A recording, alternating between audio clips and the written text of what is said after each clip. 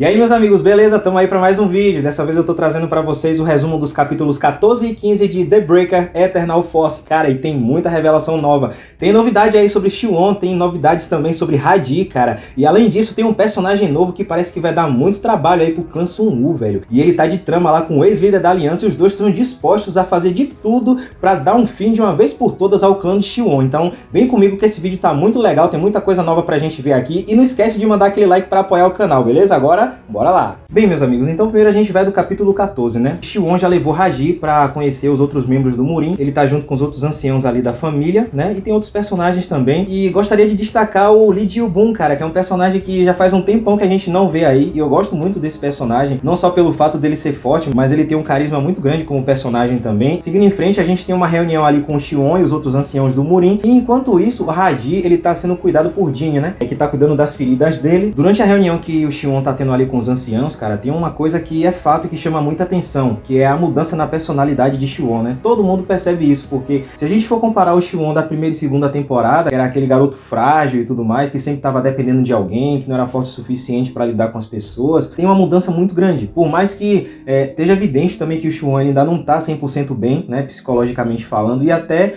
a respeito das habilidades dele de artes marciais, mas é um fato que ele amadureceu muito. E todo mundo percebe isso. Outros assuntos que foram mencionados nessa reunião foi o próprio Dragão das Nove Artes e a relação que ele tem com o Xion. O comentário que um dos anciãos fez ali deixou o Xion até nervoso, que deu a ele entender que o Xion, ao invés de ter o Gomoryong como inimigo, ainda de certa forma nutria algum tipo de sentimento ali de discípulo. E nessa hora ainda a gente vê Xion ali com a expressão bem nervosa. E outra coisa que foi discutida também foram os rumores ali sobre o líder do clã Sun-Woo, que era um cara irresponsável, um cara baderneiro. Então, por esses motivos é que Xion tem tomado essas ações que ele tem tomado ultimamente, né? Não só aquela questão lá de se reunir com o ex-líder da Aliança, mas também o fato de ele ter aceito o tratamento do Dr. Fantasma, porque isso foi questionado nessa reunião também, porque sabe-se que o Dr. Fantasma, ele não tinha uma relação boa com o ancião Kwon, e mais uma vez as capacidades de artes marciais de Xion são questionadas, né? Porque tem um momento ali na reunião que os anciãos, eles deixam bem claro que entende que Xion tá fazendo isso pelo garoto, né? Por Hadi, por se preocupar com ele, por querer proteger ele e tal, mas aí um dos anciãos pergunta pro Xion se no momento que ele se encontra, com o nível de força que ele se encontra, ele seria capaz de encarar o Gomoryong de frente, né? E a gente sabe muito bem que não. E aí no final da reunião, o Xion deixa bem claro que ele tá disposto a tudo para continuar ali ajudando o Hadi, e aí ele completa que se mesmo diante dessa decisão, os outros membros do clã Sun-Woo ali forem contra, então ele tá disposto também a destruir o Dantian de Hadi, e dessa forma ele não possa recuperar o poder dele. Só um detalhe, gente, eu li esse capítulo em inglês, certo? E eu vi essa expressão Dantian, que no caso eu acredito que não seja em inglês, então eu acredito que aqui tá relacionado ao centro de Ki, que é aquela mesma coisa que aconteceu com o Xion ali, a gente viu isso no final da primeira temporada, e ele não vai mais poder praticar artes marciais, dessa forma também ele seria expulso do Murim, não faria mais parte desse mundo, e dessa forma ele continuaria protegido, porque existe aquela regra que as pessoas do Murim não podem interagir com as pessoas do mundo normal. E depois que a conversa termina, chega lá um dos anciãos do Sun-Woo e dá as boas-vindas a Hadi, que agora oficialmente ele tá fazendo parte ali, não só do Murim, mas também da família Sun-Woo. Ficou bem claro que o ancião sentiu alguma coisa quando ele apertou a mão de Hadi. E isso se confirma justamente depois que os dois anciãos ali estão conversando no carro sobre Xion e Hadi. Eles estão conversando sobre Xion e o fato de ele ter dado aqueles remédios ali para o Hadi, né, que é algo que tinha sido dado pelo clã Sun-Woo para o próprio Xion para ajudar ali na recuperação. E além disso, eles discutem também sobre o tratamento que Xion fez em Hadi, que como a gente já tinha visto em outro capítulo, o Hadi, ele tinha o mesmo tipo de corpo que o Xion. Era um tipo de problema que fazia com que pessoas tivessem uma tendência a morrer mais cedo. E esse tipo de problema de saúde não podia ser resolvido pela medicina moderna. Então, Xion fez um tratamento para recuperar isso, e através disso, o Hadi, ele desenvolveu a habilidade ali de poder praticar artes marciais e também ter o Ki fluindo no corpo dele. Então, o ancião completa que com a ajuda desse tratamento, e depois que ele checou o pulso de Hadi ali, na hora de apertar a mão, ele descobriu algo incrível, cara. Ele descobriu que o Hadi tem uma capacidade que poucos têm. O ancião, ele se refere a Hadi como alguém que tem o Indoctatong. Segundo o ancião, para alguém ter algo assim, é mais difícil do que ganhar na loteria. Como o próprio ancião completa ali, o Hadi é um garoto incrível. Pela tradução que eu vi na página que eu tava lendo, Indoctatong significa o caminho que conecta um meridiano a um meridiano rompido, um ao outro. E aí, cara, o outro ancião, sem ainda acreditar nessa revelação, ele fala que Indoctatong é uma quantidade absurda de poder fluindo ali pelo corpo, e que só alguém que já tá no Murim Murin, fazendo um treinamento por mais de 10 anos é que pode alcançar. E no final do capítulo, o ancião que descobriu as capacidades latentes ali de Raji ainda surpreende mais uma vez quando ele diz que isso que aconteceu com Raji só foi possível graças à extrema quantidade de Ki que tem no líder do clã Sun-Woo. Além de a gente ter uma revelação incrível sobre Raji, a gente tem também sobre Xion, que é mostrado que ele tem uma quantidade absurda de energia. As últimas palavras que o ancião diz no final desse capítulo é que depois que o Xion encontrou com o Dr. Fantasma, ele se transformou em uma pessoa totalmente diferente. Então a coisa tá começando a ficar interessante aqui, cara. Então agora bora pro capítulo 15. E no capítulo 15 a gente ainda vê mais detalhes ali da conclusão da reunião que Xion teve com os outros membros do clã Sun-Woo. E nisso a gente vê que os outros membros concordaram com a decisão de Xion. Se por acaso acontecer alguma coisa ali com Raji, ele vai assumir a responsabilidade e vai destruir o centro de Ki de Raji ali, eliminando todos os poderes dele. E pelo que Xion falou, ele já tá ciente do potencial de Raji, porque ele diz que sabe o quanto é doloroso ter o centro de Ki destruído, mas ele também tem a consciência do quanto é perigoso um poder incontrolável. E aí depois que a reunião de fato acaba, ele tem uma conversa ali em particular com o Lee Ji-Bun. Ele pergunta a Lee Ji-Bun se ele sabe da possibilidade de alguém estar agindo de forma suspeita ali no clã. E aí o Lee Ji-Bun ele diz que não. Depois disso o Lee Ji-Bun ele fala que tem uma coisa que está incomodando ele na verdade, que é o presidente Yang Ji-Nan do grupo Sunjai. E ele fala que esse cara ele tá agindo de forma suspeita, porque ele sempre foi um membro muito presente ali nos encontros, ele é uma pessoa muito sociável